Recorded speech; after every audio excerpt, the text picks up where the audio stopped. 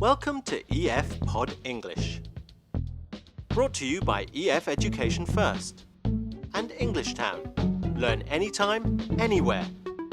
Pod English, Upper Intermediate, 70.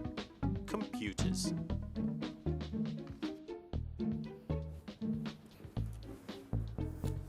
This is the new computer.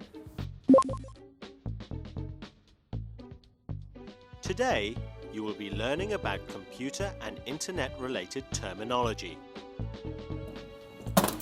Oh, it always happens. Make note of what kind of language is used to explain how to find something on the internet.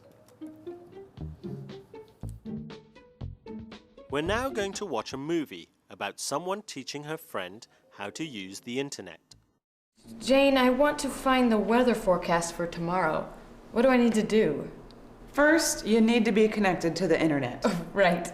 So I use the mouse to click on this icon here on the desktop, right? Yes, and then wait while the computer dials up. Why is it taking so long?